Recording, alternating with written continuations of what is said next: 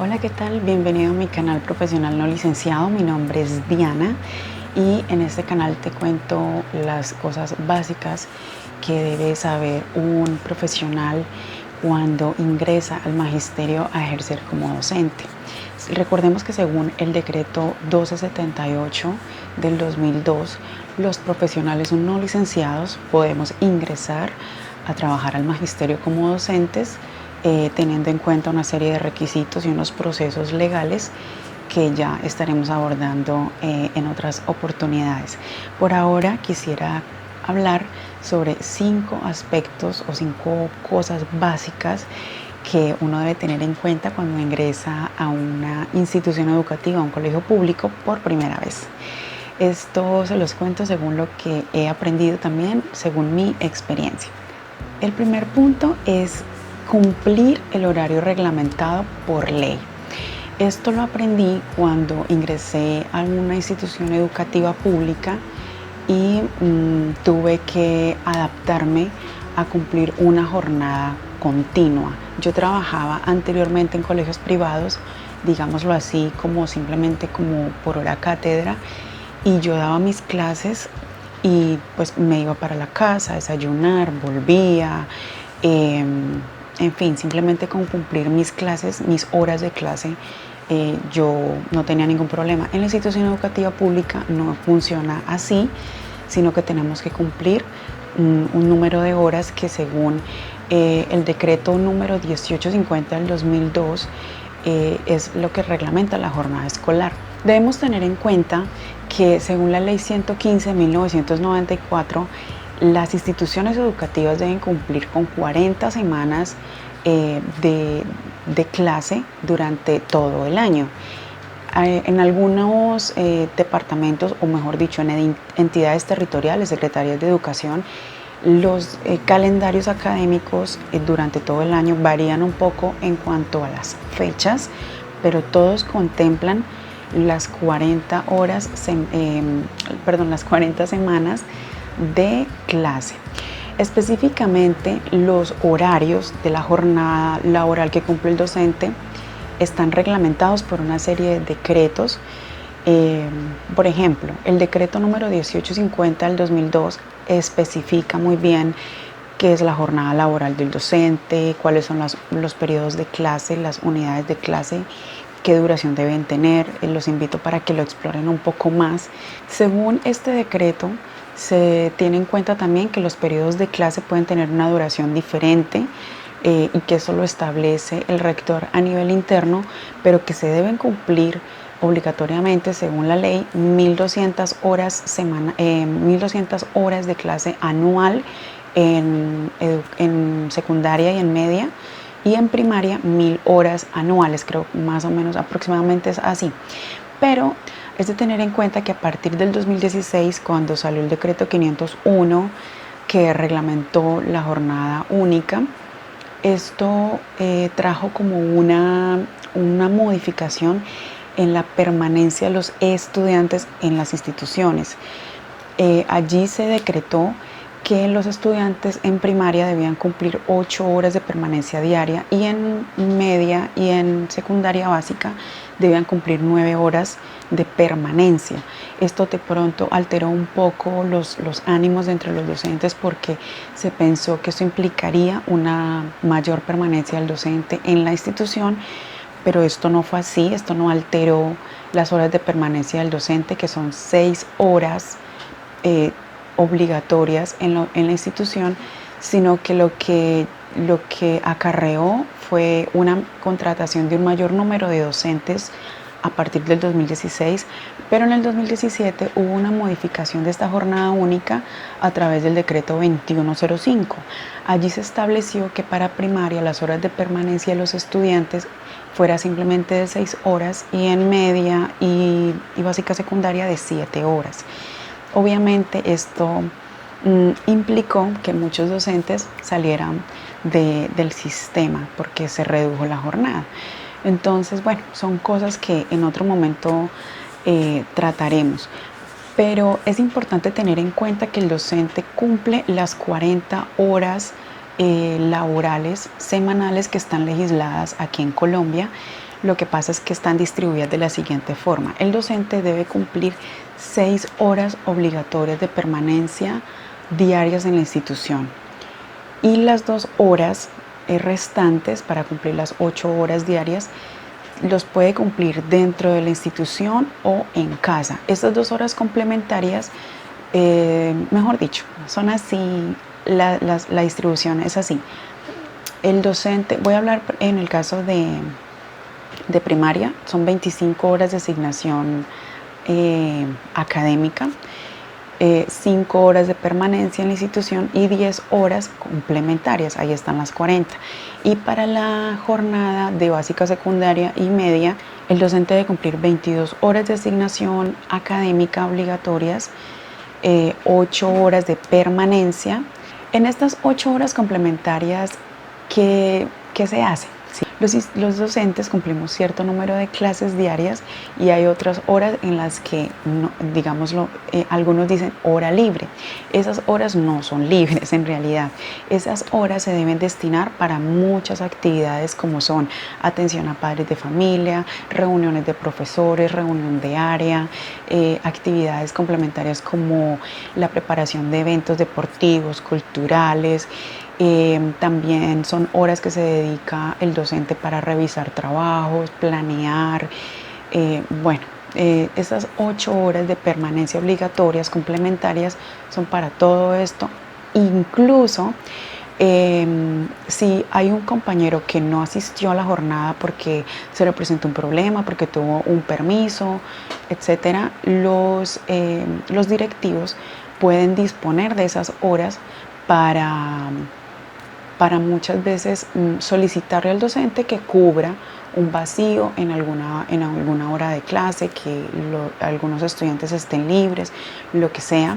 En cuanto a esto, hay unas luchas legales en las que no quiero ahondar, porque sé que hay personas como más expertas en el tema legal sobre esto, pero más o menos para que tengan una idea.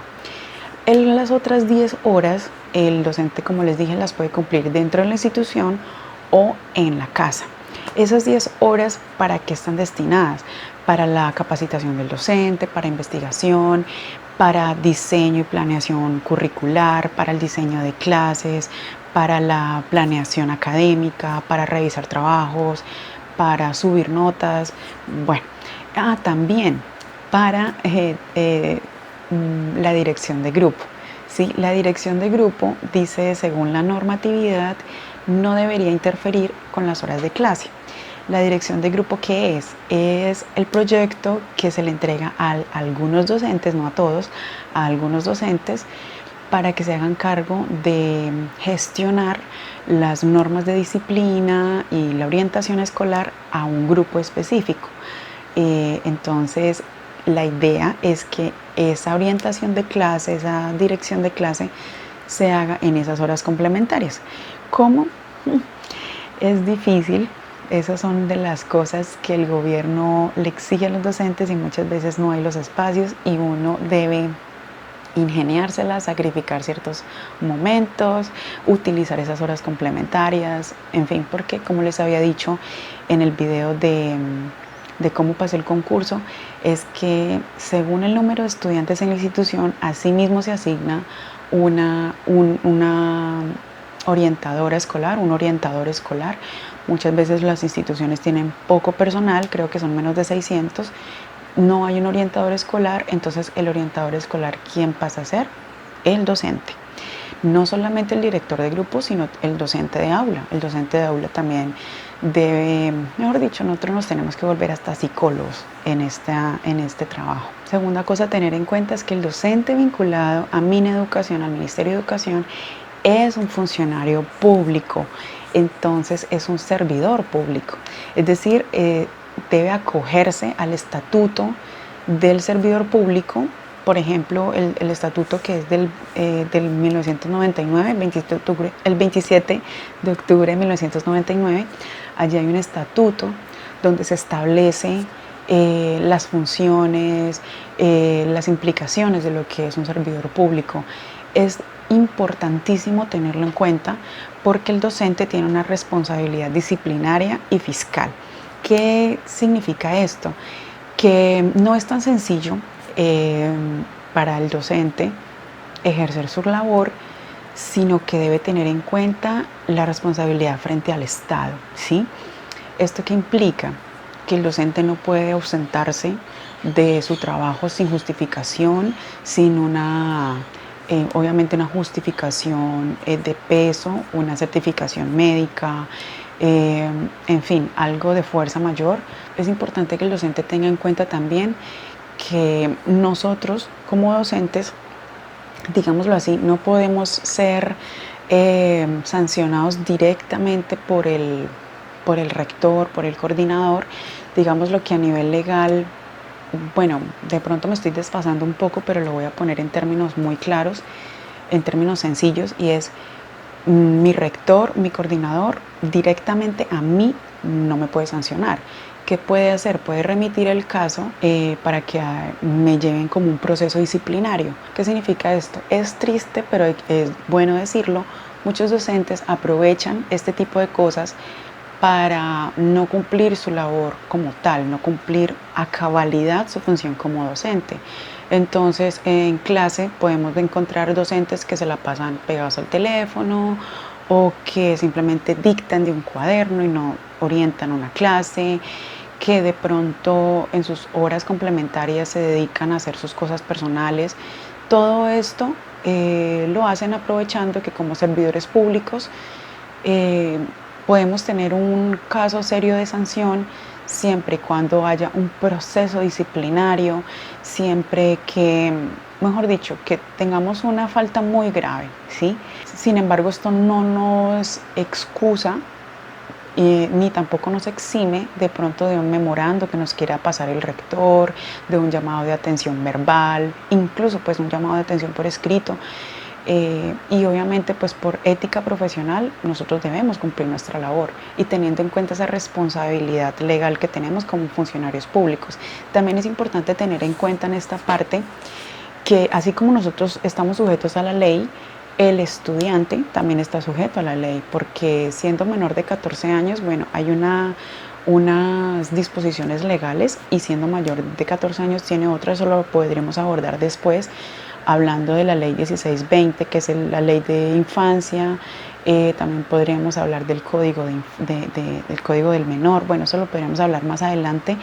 Todas estas cosas son importantes para tenerlas en cuenta. El estudiante se sujeta al manual de convivencia y nosotros debemos por eso aprender muy bien de qué se trata el manual de convivencia en la institución en la que estamos trabajando. Al ser el docente un funcionario público, debe estar atento a toda la reglamentación y a la legislación que, que, que cubre el ejercicio de la docencia en Colombia. Esto lo aclaro porque muchas veces han llegado compañeras y compañeros que entran al magisterio y no tienen ni idea de que todo lo debemos someter a la ley. Y esto para mí también fue un choque. Cuando yo ingresé por primera vez a una institución educativa, yo decía, pero ¿por qué esto? ¿Por qué lo otro? Y yo escuchaba en las reuniones, según el decreto no sé qué, según la ley no sé qué, según la resolución no sé qué. Y entendí que definitivamente todo nos remite a la ley. Nosotros debemos estar muy atentos a todo este tipo de cosas. Tercer punto, el docente no se dedica solamente a planear y a dictar clase. Bienvenido a la realidad. El docente en la institución pública se dedica, además de dictar la clase y de planearla, a planear proyectos pedagógicos, trabajar en la gestión escolar. Estos proyectos pedagógicos y gestiones escolares le son asignados al docente durante el desarrollo de la semana institucional. Y las instituciones deben cumplir según el calendario académico implementado por la entidad territorial, deben cumplir unas semanas institucionales. Por eso es que los estudiantes salen antes a vacaciones y los docentes se quedan una semana más, 2 semanas más trabajando según el calendario, porque pues para trabajar en todas estas cosas. Entonces el docente debe trabajar en proyectos pedagógicos, gestiones escolares, también en planes de mejoramiento institucional, evaluación institucional. El docente debe coordinar la preparación de izadas de bandera, que también tienen su reglamentación legal. Las izadas de bandera que llevan unas presentaciones culturales. Esas jornadas también llevan de pronto actividades de esparcimiento, deportivas. Bueno, los docentes son los encargados de eso, es decir, muchas veces el docente se debe volver director de obras de teatro, coreógrafo o en el mejor de los casos un contratista. No, mentiras. No se tomen mis palabras como ley, ¿no? Simplemente estoy dando ejemplos de lo que a uno le toca hacer en este trabajo. Se los digo porque recuerdo que en alguna ocasión en una institución educativa tenían una jornada programada por calendario que era la Semana Cultural. Y esta Semana Cultural implicaba muchísima preparación porque se hacía como un desfile por el pueblo y una programación cultural durante toda esa semana al interior de la institución. Y eso que implicaba que con 4 o 5 meses de anticipación se hicieran actividades para recoger fondos,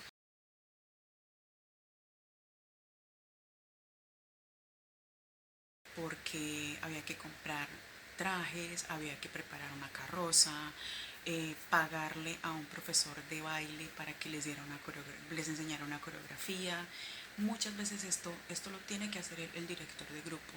Y es decir, según la ley, el docente debe cumplir todo esto. Es importante revisar el manual de funciones del docente. En este año, el año pasado, 2022, en marzo salió una actualización de ese manual de funciones. Es muy bueno revisarlo. También el docente debe cumplir unos turnos de disciplina. Esto que implica que muchas veces el docente va a tener su horario de descanso a la par de los estudiantes para sentarse a desayunar, y en muchas ocasiones no, va a tener que desayunar después porque en el descanso de los estudiantes el profesor va a tener que ir a cuidar que todo marche bien en la hora de descanso, en cualquier zona que se les sea asignada. Cuarto punto a tener en cuenta es que cada institución tiene un sistema de notas y este sistema de notas va por contratación.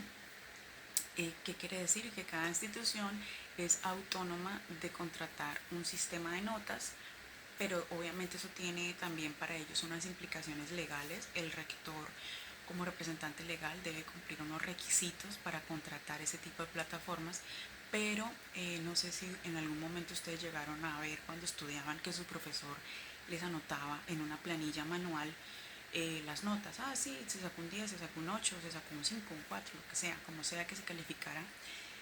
Y no sé anteriormente cómo lo hacían, pero pues hoy en día ustedes saben que todo se sube al sistema, a la nube, y hay unos sistemas de notas más sofisticados que otros. Algunos sistemas de notas le permiten al estudiante revisar por su propia cuenta su proceso, algunos simplemente dejan que salga un informe final, pero el docente hoy en día debe entender de sistemas, ¿sí? En el concurso docente, en el último concurso docente incluso hubo muchas preguntas orientadas a evaluar la parte de sistemas del docente. Hubo muchas preguntas, eso desató memes de todo, pero pues es la realidad. Hubo muchas preguntas orientadas a herramientas como Microsoft 365, herramientas como Excel, hojas de Word. Bueno, todo esto el docente lo debe conocer porque a nosotros nos toca manejar este tipo de plataformas. Hay profesores, he visto casos de compañeros que le pagan a otra persona para que les haga el favor de subir las notas al sistema para el docente no tener que entenderse con sistemas, o porque le queda muy difícil, porque de pronto son personas que no les llaman la atención aprender ese tipo de cosas, pero yo les aconsejo en mi experiencia que es mejor aprender a llevar una hoja de cálculo, llevar uno mismo las notas de una vez en el sistema para que todo tenga un orden. Tampoco nos tome por sorpresa, porque a veces nos coge la tarde, ay, que hay que subir notas, no, y dejamos para el último día, retrasamos el proceso institucional.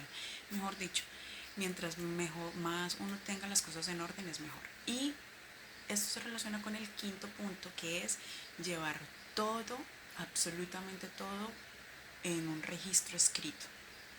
¿Qué implica esto?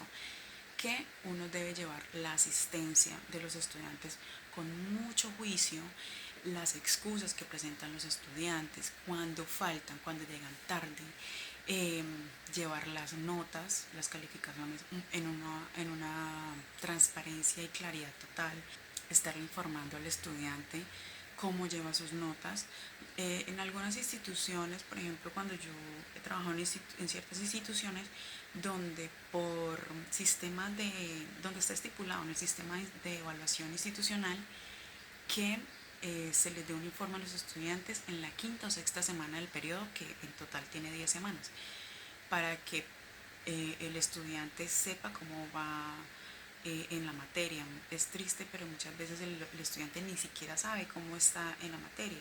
Dice, uy, yo voy ganando con tal profesor, pero el profesor siempre le dice, después le digo cómo va, o uy, usted va colgado, o no sé qué, y eso se presta para muchos manejos que no son transparentes con el estudiante, y nosotros pues es bueno curarnos en salud con todo este tipo de cosas.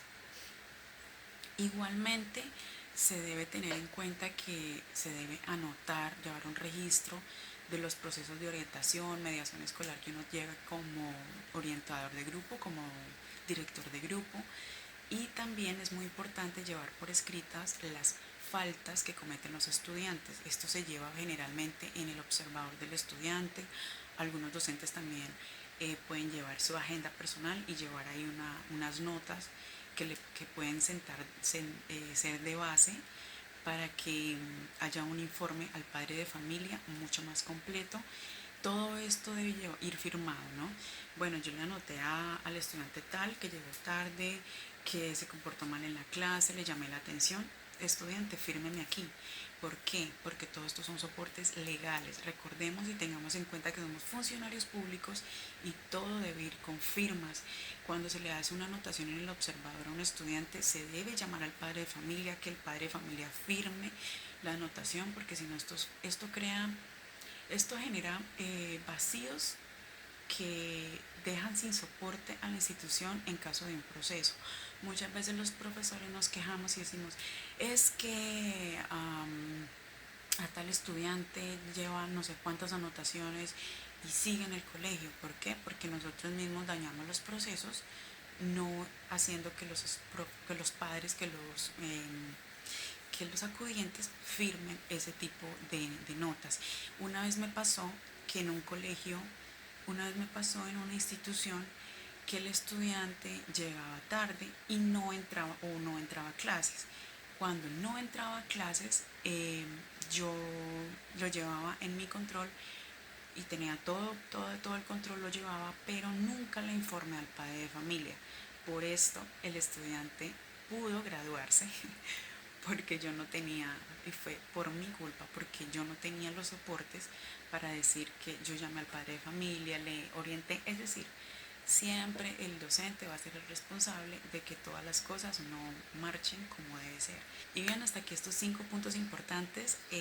Espero que les haya gustado este video. Si les fue útil, me gustaría que le dieran un like, por favor, y que lo compartieran con de pronto algún compañero que está iniciando en el magisterio, o si usted de pronto está iniciando en el magisterio, me gustaría que se suscribiera a este canal. Estaré subiendo contenido periódicamente.